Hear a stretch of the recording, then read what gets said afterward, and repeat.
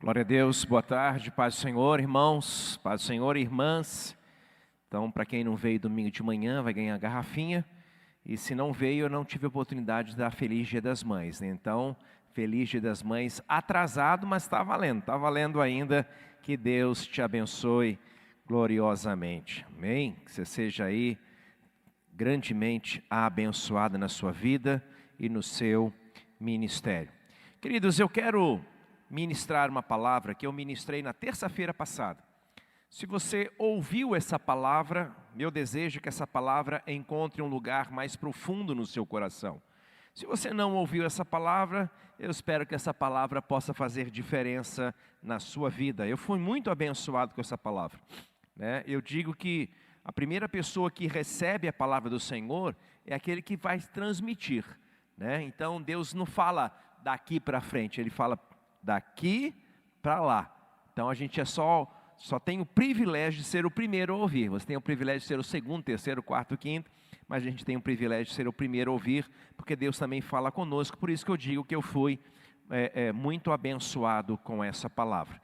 Sei que vocês acabaram de se assentar, mas vamos ler a palavra do Senhor. Assentados como estamos, pode ficar sentadinha, né?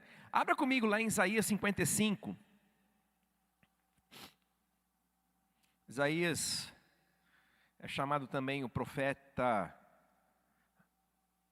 escatológico, né? Nós temos muitas informações escatológicas no profeta Isaías, bem como Daniel, enfim, né? E falando em escatologia, eu peço que vocês, quando estiverem orando, lembrem-se de Israel. Israel, não sei como é que está hoje, mas esses últimos dias tem estado debaixo de um bombardeio muito forte, né? Tel Aviv, Jerusalém. Ainda bem que eles têm chamado uma cúpula, um escudo, eu não sei como é que chama, uma redoma de ferro que eles chamam. Eles têm alguns antimísseis assim muito fortes. Tem alguns vídeos aí na internet, eu sei que o Flávio também publicou um deles. Uma chuva de míssil indo em direção a Jerusalém e em direção a Tel Aviv, que são as duas capitais, né? A capital atual, a capital antiga de Jerusalém, e sendo interceptados por outros mísseis, parecia fogos de artifício, uma coisa muito forte. Então, por favor, ore. Quem está por trás disso é o Hamas, é um grupo terrorista se levantando contra Israel. Só que a gente tem visto que os países vizinhos de Israel têm apoiado Israel. E para nossa tristeza, Estados Unidos parcialmente também tem ido contra Israel. Os Estados Unidos sempre foi um grande aliado de Israel, mas com esse novo presidente, não sei o que deu na cabeça dos americanos votar nesse cara, mas enfim, esse novo presidente já se levantou contra o Brasil, já se levantou contra Israel, já está se levantando contra um monte de coisa aí. Vamos orar para esse presidente americano, para que Deus possa tocar no coração dele, quem sabe ele se converta, né, dos seus maus caminhos e busque ao Senhor. Bom, então vamos falar um pouquinho aqui sobre Isaías capítulo 55, versículo 8 e 9. Diz-nos assim: porque os meus pensamentos, é Deus que está falando conosco, porque os meus pensamentos não são os vossos pensamentos, nem os vossos caminhos são os meus caminhos, diz o Senhor. Por quê que é tão diferente? Agora vai dizer, porque assim como os céus estão mais altos do que a terra, assim os meus caminhos mais altos do que os vossos caminhos, e também os meus pensamentos muito mais altos do que os vossos pensamentos. Somente até aí. Vamos orar mais uma vez. Pai, te pedimos graça na ministração da Tua palavra. Que Teu Espírito Santo tenha liberdade plena em ministrar a cada um de nós tudo aquilo que o Senhor tem preparado para nós essa tarde. E para tanto, Senhor Deus, nós também escolhemos estar na Tua casa e escolhemos abrir o nosso coração, a nossa mente, nosso entendimento, para recebermos com exclusividade a Tua palavra. Precisamos ouvir a Tua voz. Fala conosco, Senhor. Queremos Te ouvir, e não somente Te ouviremos, mas nós também viveremos aquilo que o Senhor colocar em nossos corações. Eu oro declarando o teu reino e a tua glória. Eu oro abençoando a cada um que aqui está. Eu oro abençoando a cada família aqui representada. Que graça e misericórdia possam nos seguir. Eu oro grato, pois eu oro no nome que é sobre todo nome, o nome de Jesus. Amém, amém e amém. Glória a Deus. Queridos, uma das coisas que eu gosto sempre de trazer à minha memória é que Deus está no comando de todas as coisas. Muitas vezes a angústia começa a tomar conta do nosso coração, a preocupação começa a tomar conta do nosso coração, e se nós dermos corda a esse tipo de pensamento, se nós alimentarmos esses pensamentos que o mundo está desabando, que não tem mais cura, que não tem mais jeito, que não tem mais solução, que agora o destino é uma fatalidade, se a gente alimentar esse tipo de pensamento, certamente nós seremos destruídos e aniquilados. Mas quando o pensamento ruim, quando a angústia, quando o medo bate à nossa porta, porque ninguém está isento de ter pensamentos ruins, ninguém está isento de passar por momentos difíceis. E quando esses pensamentos batem à nossa porta, uma das coisas mais importantes a trazer à nossa mente é que Deus ainda está e sempre estará no controle de todas as coisas. A enfermidade, a economia, a política, as más notícias não estão acima de Deus. Deus está acima disso e Ele vai dizer basta na hora certa. Ele vai dizer continua se Ele assim quiser. Mas a minha vida não está colocada sobre o caos. A minha vida não está baseada, alicerçada, calcada num diagnóstico de um médico. A minha vida está nas mãos de Deus. Se você tem alguém que está enfermo, se você conhece alguém que está enfermo, e o médico disse, olha, não tem mais jeito. Eu quero convidar a você a declarar como eu declarei tantas vezes, seja o homem mentiroso e Deus verdadeiro. Seja o homem mentiroso, quando o decreto do homem é de morte, é de ruína, é de destruição, é de falência, vem sobre nós, nós dizemos, homem, cala-te. Porque a palavra do meu Deus diz que em Cristo eu já sou mais do que vencedor. Eu sou herdeiro de todas as promessas de Deus. E eu vou viver a vida abundante que Deus conquistou para mim. Eu tenho que trazer à minha memória. E uma outra coisa que eu gosto de trazer à minha memória é o meu salmo predileto. O salmo que eu mais gosto é o salmo de número 139. Coincidentemente, claro que eu tenho que dizer que ele escolheu primeiro que eu, porque ele nasceu primeiro que eu, era o salmo do meu pai. Se alguém quiser saber qual é o salmo que o pastor Davi mais gostava, eu acho que ainda gosta lá no céu, é o salmo de número 139.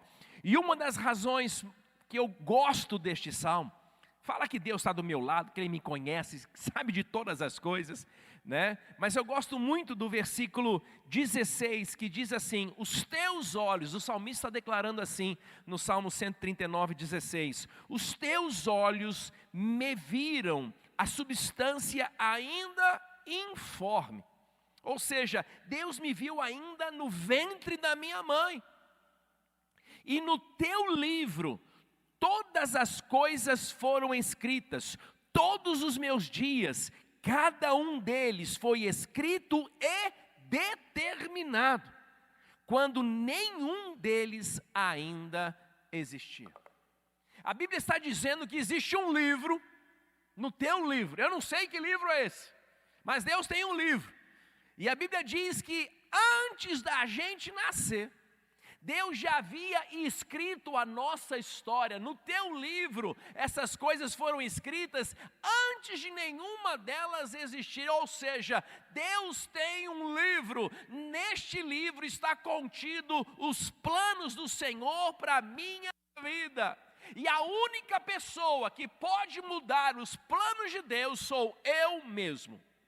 O diabo não pode mudar os planos de Deus. A economia não pode mudar os planos de Deus. A sociedade não pode, a medicina não pode, sabe? A criminalidade não pode, a Covid não pode. A única pessoa que pode abortar os planos de Deus sou eu mesmo. Quando eu digo, Senhor, não quero viver os teus planos, Senhor, vou viver os meus, aí dá tudo de errado. Mas como nós somos pessoas que amamos ao Senhor, e nós oramos assim na oração do Pai Nosso, seja feita a tua vontade. E quando nós dizemos, Senhor, seja feita a tua vontade, a gente está dizendo, Senhor, eu quero viver os teus planos, eu quero viver os teus sonhos, eu quero, Senhor, viver aquilo que o Senhor tem para mim. Eu estava compartilhando na terça-feira, e quando eu descobri que existia esse livro, porque eu não sabia que existia esse livro, nem me apercebi a respeito deste livro. A Bíblia fala de muitos livros, tá? Provavelmente seja a memória de Deus, ou seja, os planos de Deus, eu não sei. A Bíblia usa a linguagem livro, Eu lembro que durante muitos anos eu queria ter filhos. Eu recebi um diagnóstico do médico que eu sou estéril. E aí que eu gritava, seja o homem mentiroso, Deus verdadeiro, seja o homem mentiroso, Deus verdadeiro, porque Deus disse que não haveria estéreis no meio do seu povo. As mulheres seriam como árvores frutíferas. Eu falei, não aceito essa palavra. A palavra do médico era que a minha esposa também era estéril. Eu falei, eu não aceito essa palavra. E nós orávamos, fizemos a nossa parte, que é fazer tratamento médico. O meu primeiro filho, o Gabriel, ele é um bebê de fato de proveta, ele é a medicina. Deus usou a medicina no caso do Gabriel, no caso do Felipe foi milagre puro, mas enfim, e passavam-se os anos, eu não sei quantos exames, eu acho que eu perdi a conta de quantos exames de sangue a minha esposa fez para saber se estava grávida. Atrasava um dia, ela já ficava desesperada. Agora vai. Agora vai. E eu dizia, Senhor, eu queria só dar uma olhadinha nesse livro. Eu queria lá ver o capítulo, os filhos do Paulo. Eu queria ver. Eu queria saber se eu ia ter filho. Eu falei, Senhor, não importa se eu vou ter filho daqui a 1 ano, 2 anos, 3 anos, 10 anos. Eu só quero saber se eu vou ter um filho. Só que Deus nunca deixou eu ler esse livro. Aliás, Deus nunca deixou nenhum de nós lermos este livro. Mas que ele existe, existe. No teu livro foram escritas todos os meus dias. Salmo 139, 16. Eu queria muito. Agora, como a gente não sabe o que será o dia de amanhã, porque o dia de amanhã pertence ao Senhor, e Ele já tem planos de paz, não de guerra, para me dar um destino, um futuro a qual desejo. Como nós não sabemos, nós precisamos tomar uma atitude, nós precisamos nos planejar. Sempre calcados pela palavra de Deus, sempre com fé, as pessoas que amam a Deus, elas se planejam. Eu não sei quais são os seus planos para este ano. Eu não sei quais são os seus planos para o ano que vem. Eu não sei quais são os seus planos daqui a 5, 10 anos, eu não sei. Eu sei os dos meus, eu não sei quais são os seus. Ou seja, nós precisamos ter planos. Porque se a gente não tiver um plano muito bem definido, o que eu quero na minha vida familiar, econômica, financeira, profissional, espiritual, ministerial, se eu não tiver um plano muito bem definido dentro do meu coração, meu Deus, eu vou sair do lugar nenhum e vou chegar a lugar nenhum. Quando eu acordo pela manhã, vai ser um peso. Oh, meu Deus, mais um dia para quê? Mais um dia para pagar a conta, mais um dia para trabalhar. Mas para que você está pagando conta? Ah, para viver? Não, não é para viver. É para viver a vida abundante, é para conquistar, é para avançar. Então eu tenho que ter uma meta, eu tenho que acordar de manhã. Obrigado, Jesus, é mais um dia que o Senhor está me dando para eu dar mais um passo em conquista aos planos que o Senhor tem colocado no meu coração. Obrigado, Senhor, porque hoje eu consegui dar mais um passo. Obrigado, Senhor, porque hoje eu estou mais próximo ao meu propósito, ao propósito que o Senhor colocou no meu coração. E eu te louvo por isso. A vida do crente é assim, é acordando de manhã dizendo, Senhor, me ajuda a conquistar mais um pouco hoje. E à noite, Senhor, eu te agradeço porque eu dei mais um passinho. Talvez eu não conquistei tudo aquilo que eu queria, mas um passinho eu dei, mais uma atitude eu dei. Retroceder jamais. Só se for para pegar, para dar impulso. Às vezes quem tem que dar impulso é dar uns 2 passinhos para trás, para você pegar o pique para dar impulso. Eu só vou retroceder se for para dar um pulão logo na minha frente.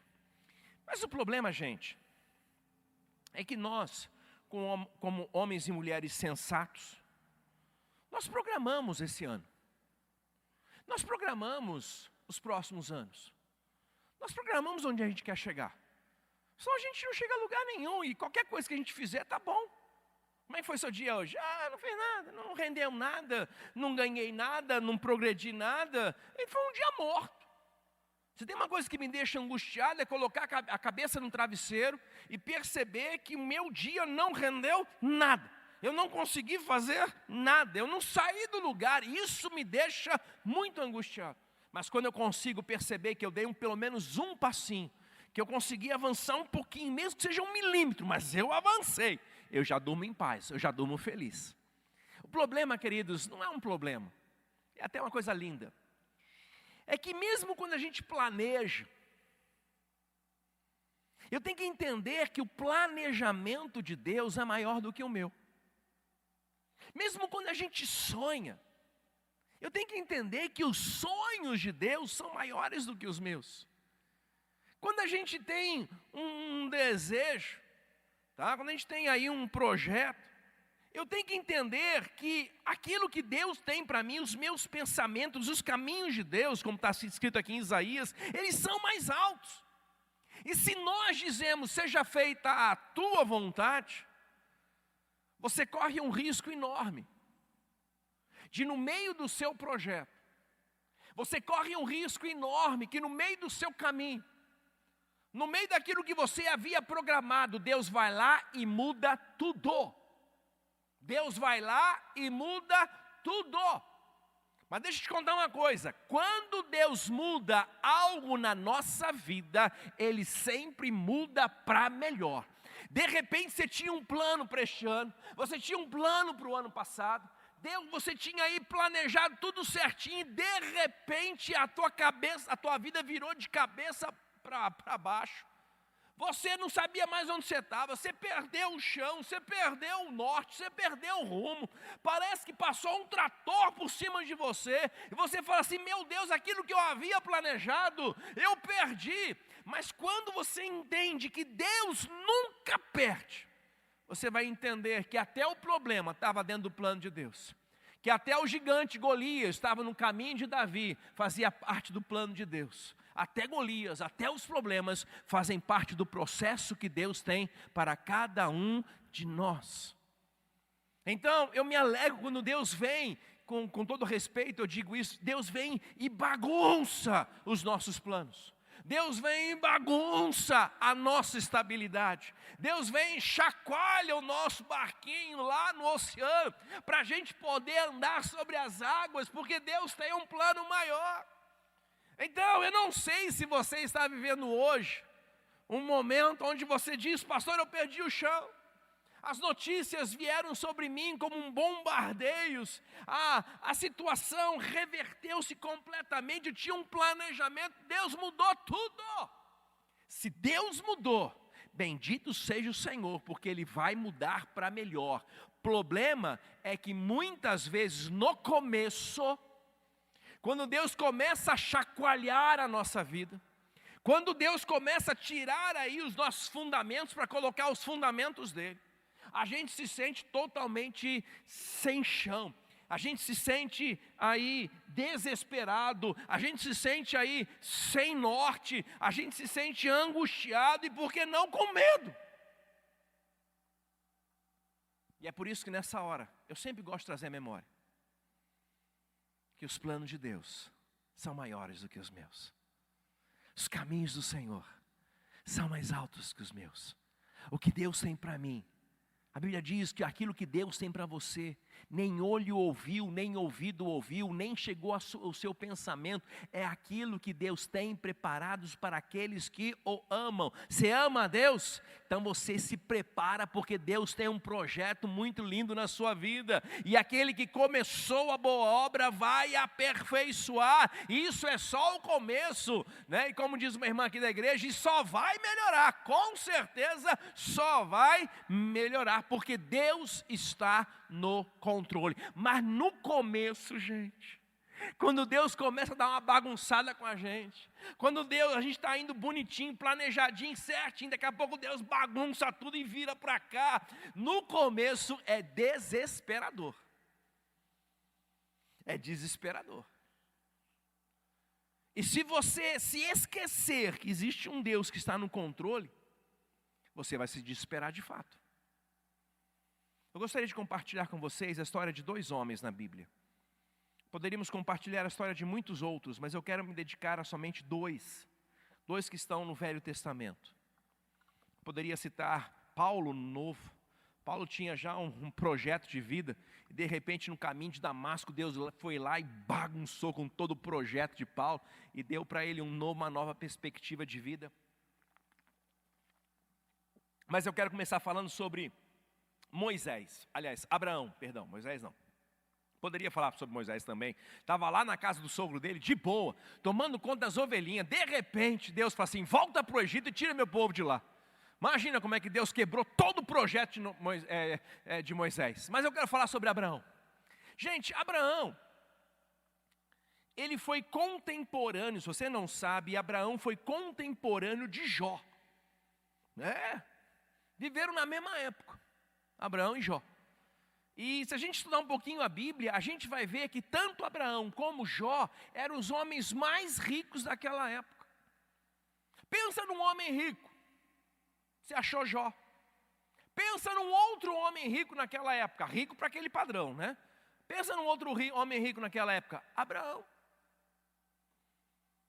A Bíblia fala que quando Abraão vai tentar salvar o seu sobrinho Ló, da mão de 5 reis, ele levanta dentro dos seus servos, entre os seus servos, 318 varões de guerra.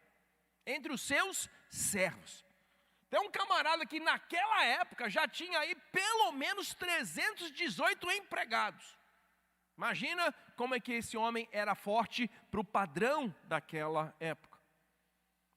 E Abraão era um homem estabilizado. Vivia ali em Ur dos Caldeus, tranquilamente. Casou-se com a sua esposa, provavelmente uma mulher linda, Sara. Estavam vivendo tranquilamente. Certamente Abraão, como um grande empresário, como ele era, pensa em empresário como aquela pessoa que tem criação de animais, tem plantações, não pensa em empresários nos dias de hoje, mas naquela época os grandes empresários eram pessoas que tinham aí muito gado, viviam no gado, venda, reprodução de gado, enfim, eram pessoas poderosas naquela época. Então, quanto mais gado a pessoa tivesse, mais poderosa ela seria. Não importa que tipo de gado, tinha também os seus rebanhos aí de ovelhas, de carneiros, enfim. Abraão era um homem muito rico, vivendo tranquilamente no meio da sua família, no meio do seu povo, com a sua mulher, já tinha talvez uma casa estabilizada, e de repente, lá em Gênesis capítulo 12, Deus aparece para Abraão. Fala, Abraão. Lembre-se que Abraão não era monoteísta. Abraão vivia no meio de um povo politeísta, tinham muitos deuses. E Abraão era um deles. Não pense que Abraão era bonitinho. Não, Abraão era todo estragado também. Mas de repente Deus chama esse homem chamado Abraão. Abraão,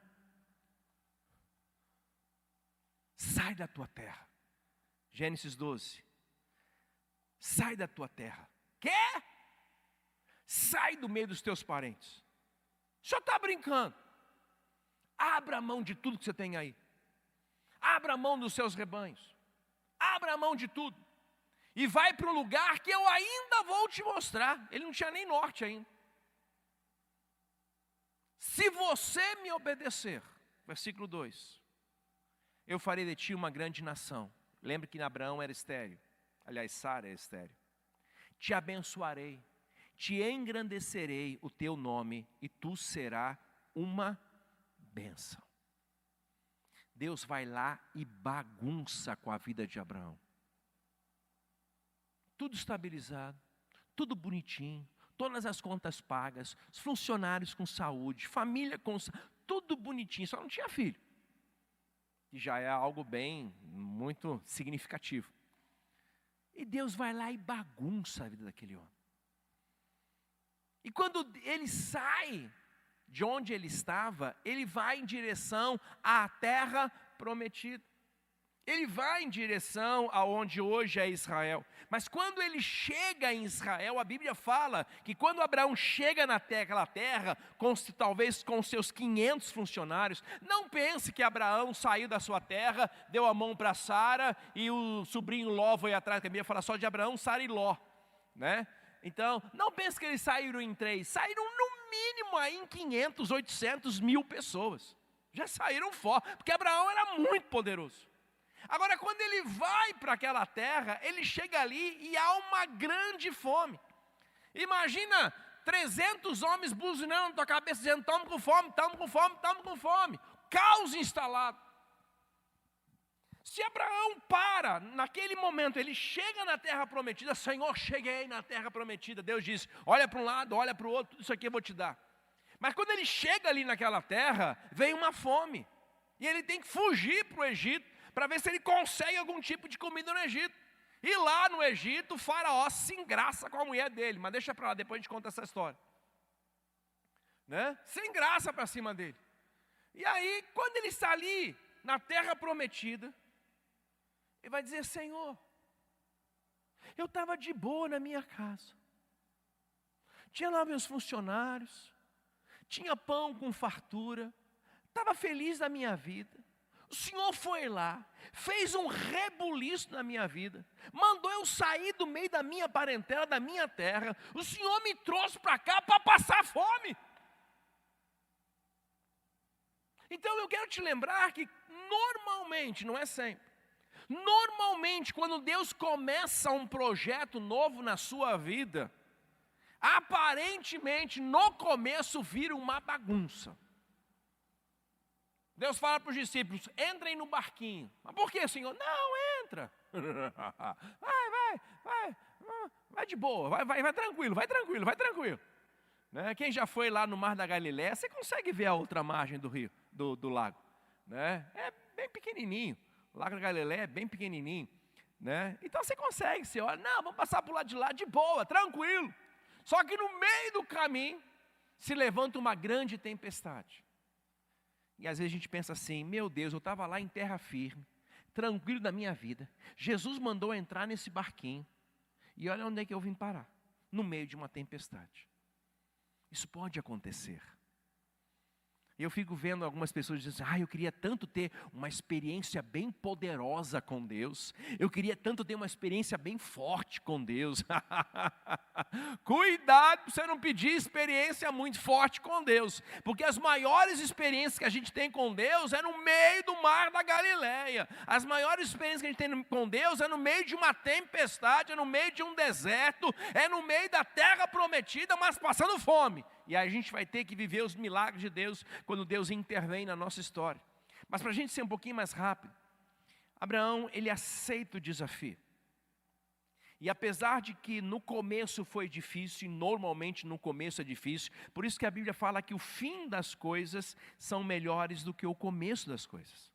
O fim sempre é melhor, tá? Porque o começo normalmente é difícil. Gente, pense em qualquer coisa que você começou, como é que foi? Começo do casamento, não foi meio difícil?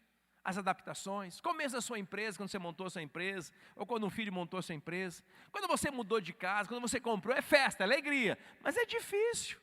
Toda mudança é muito difícil. Quando você começou um novo emprego, sempre é difícil, começo é enrolado.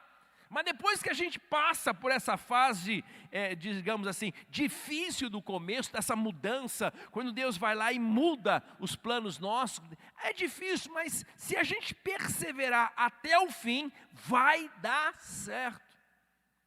Quem seria Abraão hoje, gente?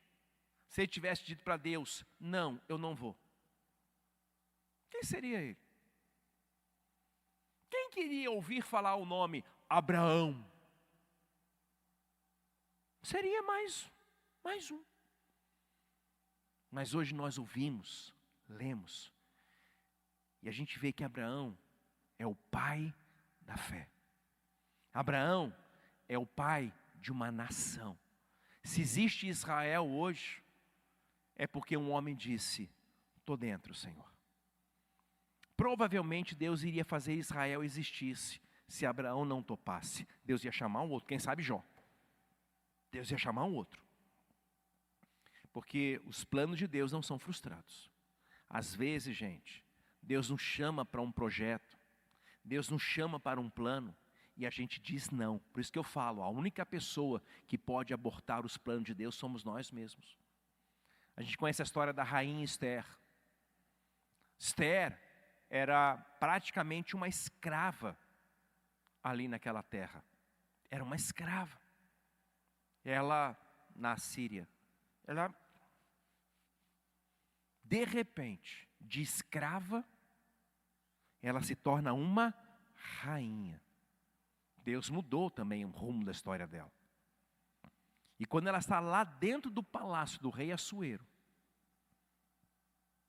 acontece uma sentença de morte para todos os judeus, aonde o seu tio Mardoqueu diz: Esther, pede para o seu marido não matar a gente, pede para o teu marido pelo menos deixar a gente se defender. E a Esther diz: olha, eu não posso falar com meu marido é cheio de costumes aqui. Se uma mulher entrar, qualquer pessoa entrar na presença do rei sem ser convidado, essa pessoa ela é morta imediatamente, a não ser que o rei estenda para ela o seu cetro, significa, seja bem-vindo. E se o rei estiver naqueles dias ruins, e quando eu entrar, ele não estendeu o cetro para mim? Aí Assuero diz: não pense você, que foi por acaso que Deus te colocou dentro desse palácio. Não pense você que você se tornou rainha só por causa da cor dos teus olhos. Não pense você que você achou graça aos olhos do rei, para que ele se casasse com você, simplesmente para te tirar da escravidão, para te colocar no lugar de honra. Não pense isso, Deus tem plano. Agora, se você não quiser cumprir o plano de Deus, Deus vai achar socorro de outra parte. Deus vai trazer uma outra mulher, Deus vai dar um jeito, mas Deus vai dar esse jeito. Agora, não pense que você não vai perecer na mão deste rei. Sabe, queridos, eu sempre trago à minha memória que Deus tem um plano na minha vida. E cada passo que eu dou, eu quero buscar alegrar o coração do meu Deus. E cada passo que eu dou e alegro o coração do meu Deus, para mim é razão de sucesso, para mim é razão de alegria. Vamos falar um pouquinho sobre José. Abraão se deu bem. Foi um grande homem, pai de nações. Rainha Esther se deu bem, uma mulher maravilhosa que salvou o seu povo. Agora vamos falar de José, um outro homem. José, a gente conhece a história de José. José é aquele que a gente chama assim da rapa do tacho. Sabe, quando a gente tem aquele filho já com uma idade avançada, né? Tive o primeiro, meu segundo, meu quarto, e aí eu fiquei 20 anos sem ter filho, e de repente aparece mais um filho. A gente chama de rapa do tacho. José era rapa do tacho. Era o rapinha do tacho.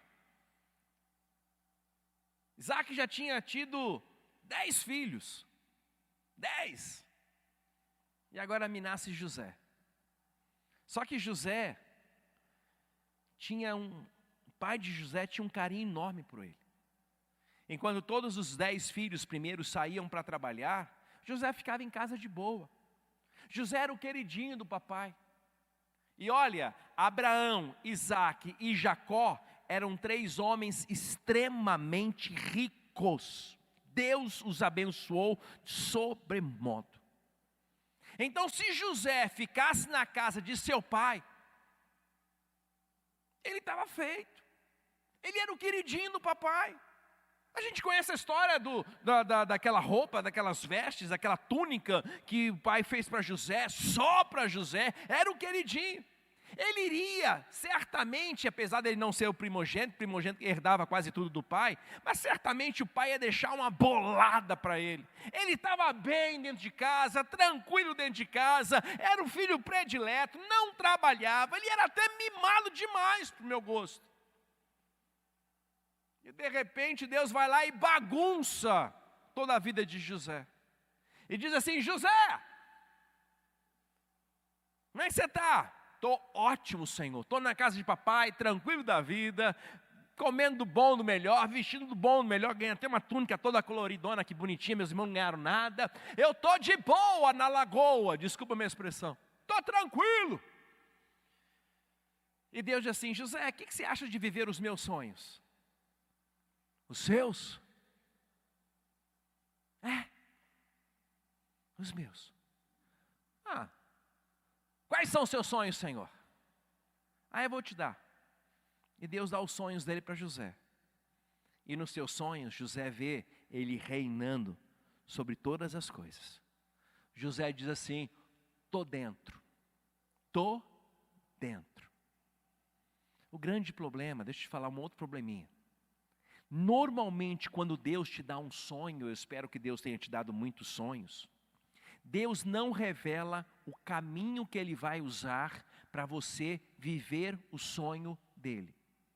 Se Deus dissesse: José, eu tenho um sonho para você, qual é? Você vai ser governador de todos os mundos, de toda a terra conhecida, não somente do Egito, mas o Egito era o maior poder naquela época. Quem governasse o Egito, governava o mundo. Só que para você, se Deus fala para você chegar lá, você vai ser vendido pelos teus irmãos, você vai ser escravo, você vai ser caluniado, você vai passar 7 anos numa masmorra a pão e água, você vai ralar, comer o pão que o capeta amassou, depois você chega lá. Eu acho que José ia dizer assim: Senhor, eu estou bem na minha casa, eu estou tranquilo na casa do meu pai, comendo do bom e do melhor, para que eu vou querer viver um sonho doido desse? Para quê?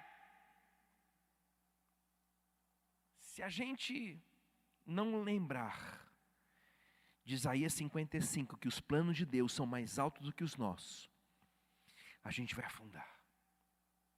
José disse: estou dentro, Senhor. Lembra que eu falei que não é fácil no começo?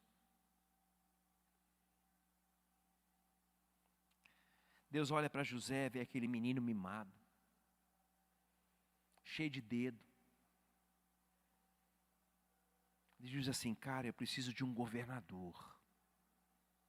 Eu não preciso de um menino mimado. Eu preciso de um homem maduro. Deus está procurando homens e mulheres maduros, não mimados, não chorões, não reclamões. Gente madura. Deus olhou para José e falou assim: preciso de uma pessoa madura. Preciso de uma pessoa experiente. E José era o quê? Um menino mimado. Deus disse assim: eu preciso de alguém para governar toda a terra do Egito durante 5 anos de riqueza. Não, perdão, 7. Preciso de alguém para governar toda a terra do Egito durante 7 anos de fome. Mas eu preciso de alguém com experiência. E eu preciso de alguém maduro. Sabe? Quando José vai para a casa de Potifar, Potifar era um dos homens mais ricos daquela época. Deus treinou José 7 anos na casa de Potifar para administrar riqueza. Aonde José colocava a mão, havia prosperidade. 7 anos sendo treinados por Deus na escravidão, mas sendo treinados.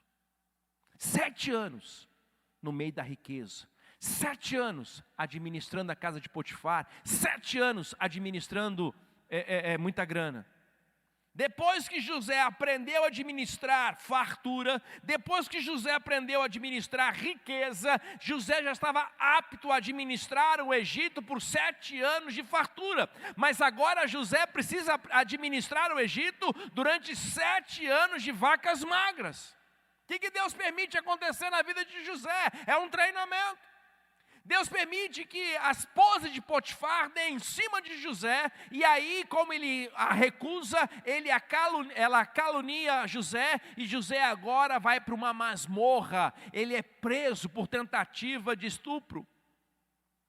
Caluniosamente ele é preso, maldosamente ele é preso. E lá, naquela masmorra, ele poderia olhar e dizer: Senhor, eu estava na casa do meu pai, de boa, tranquilo, e o Senhor me traz agora para uma masmorra. Esse é o seu plano. No começo, gente, é difícil. Não pense que é fácil. Não pensa que é fácil, é tratamento de Deus, é discipulado de Deus, é escola do Espírito Santo. Mas José continuou. E a Bíblia nos faz um desafio tão forte. A Bíblia diz assim, em Gálatas 6:9, presta atenção em Gálatas 6:9. E não nos cansemos de fazer o bem, porque no tempo certo a gente vai colher, se não houvermos desistido. E não nos cansemos de fazer o bem, porque a seu tempo, no tempo certo, nós iremos colher, se não desistirmos. Se Abraão desiste, o que acontece? Quando Abraão chega na terra prometida, está uma grande fome, não, vou voltar para a minha terra. O que acontece? Se José, no meio daquela masmorra, blasfemasse contra Deus, se levantasse contra Deus, o que ia acontecer com José? Se Davi, diante do Golias, dissesse, estou fora, na hora que o Golias puxasse a espada para cima dele e fosse para cima de Davi, Davi, estou fora, que isso, que Golias, nada, eu vou voltar para a casa do meu pai, na casa do meu pai está tranquilo, vou ficar enfrentando o gigante. Se ele desistisse, eu acredito que o mundo hoje é composto por dois grupos de pessoas. Pessoas que hoje são fracassadas porque desistiram, e pessoas vitoriosas porque continuam a insistir nos planos de Deus. José insistiu. 7 anos de masmorra. E aí quando passou-se 7 anos, Deus olhou para José. Cadê aquele menino mimado? Não está mais lá. Cadê aquele menino inexperiente? Não está mais lá. Quem que eu estou vendo? Um homem treinado na fornalha das aflições. Proveite na fornalha das aflições. Proveite e aproveite. Deus nos prova e Deus nos aprova é na fornalha das aflições.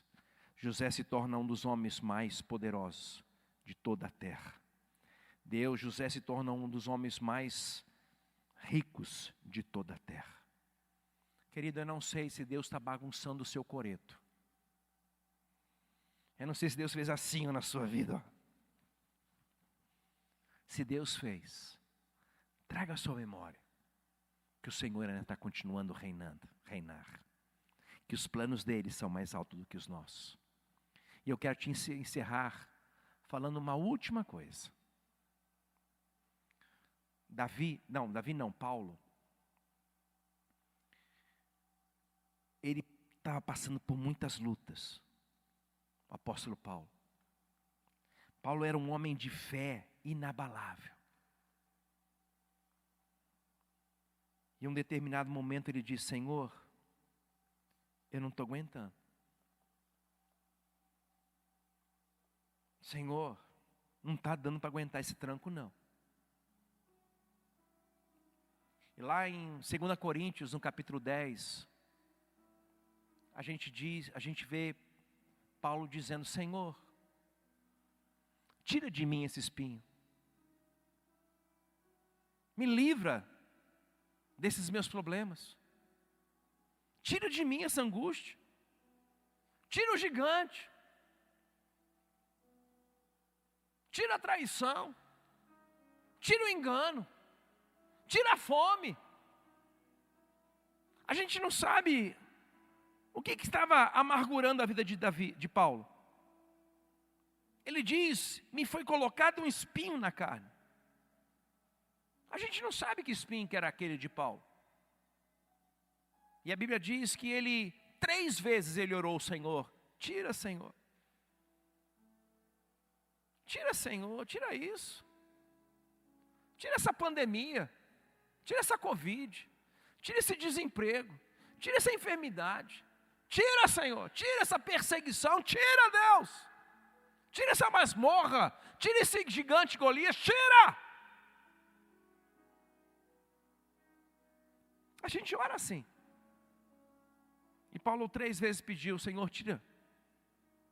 Qual foi a resposta de Deus? Não. A resposta foi não. A gente não pode engessar Deus. Mas Ele tem uma maneira bem peculiar de trabalhar. Eu nunca vou dizer que Deus sempre faz assim ou sempre faz assado, porque Ele é Deus. Mas normalmente, a via de regra, Deus não tira. Nós temos pedido tanto para Deus tirar os problemas nossos. Nós temos pedido para Deus nos livrar das dificuldades, dos gigantes. Já pensou se Deus tira o gigante de Davi? Ele simplesmente voltaria para o pasto.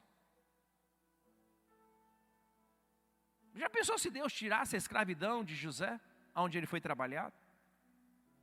Ele simplesmente voltaria para a casa do papai.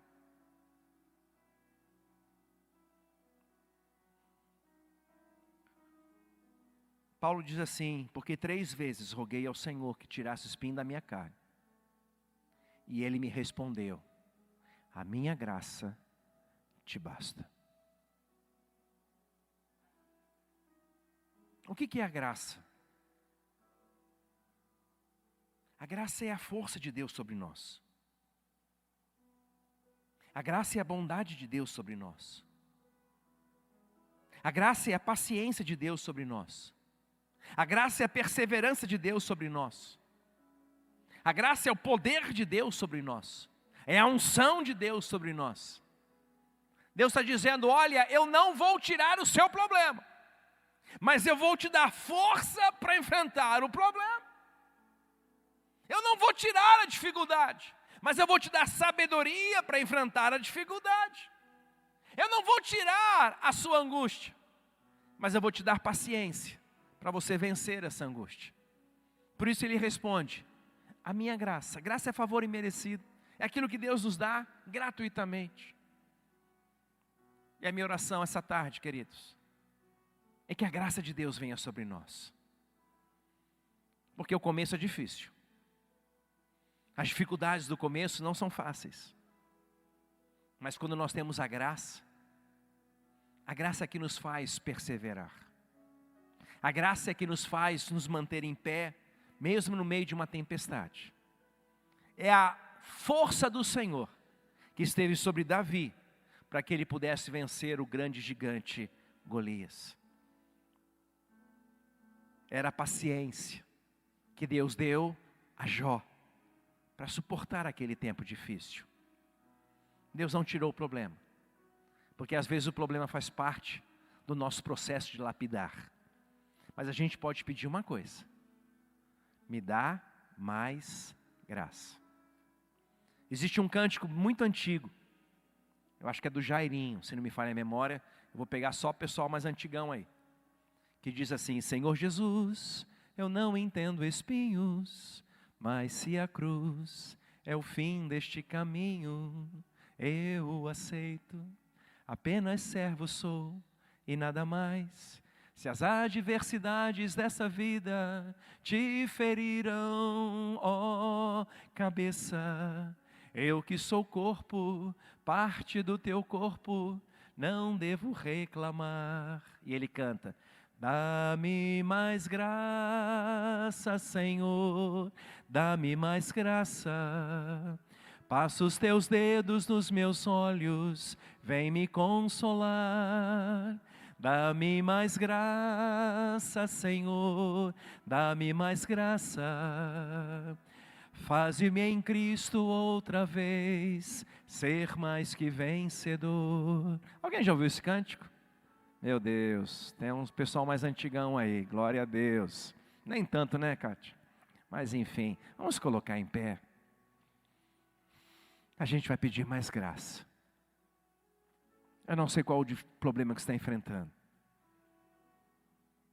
Não é errado você pedir para Deus te livrar do mal. Na oração do Pai Nosso, Jesus nos ensina: mas livra-nos do mal. Ore assim. Mas às vezes a maneira de Deus nos livrar do mal não é tirando o mal. Às vezes a maneira de Deus nos livrar do mal é nos dando a força para vencermos este mal. Às vezes Deus não vai tirar o problema, mas nos vai dar a força para vencer esse problema. E a gente só vai poder usar essa força, entender que os planos dele são mais altos que os nossos. Pai, nós te louvamos porque tu és o nosso Deus. Muitos de nós estamos passando por lutas, por dificuldades, por guerras, por batalhas. E eu quero te pedir, Senhor Jesus, que o Senhor possa olhar para cada um que aqui está, e o Senhor possa renovar as forças de cada um dos teus filhos. Aquele que está fraco, Senhor, levante-o na força do teu Espírito Santo. Aquele que está abatido, Senhor, levante-o na força do Espírito Santo. Aquele, Senhor, que está triste, coloca e injeta a tua alegria. Aquele que está sem esperança, injeta a tua paz. Faz do Senhor, Deus, sermos mais do que vencedores. Pai, que nós possamos ser guerreiros, que nós possamos lutar e possamos vencer, que nós possamos plantar e nós possamos colher, que nós possamos romper em fé, no nome de Jesus. Que as adversidades que estão diante de nós não venham nos impedir de cumprirmos o teu propósito, porque sabemos que o teu propósito é um propósito glorioso para cada um de nós. Por isso, Senhor Deus, dá-nos mais graça,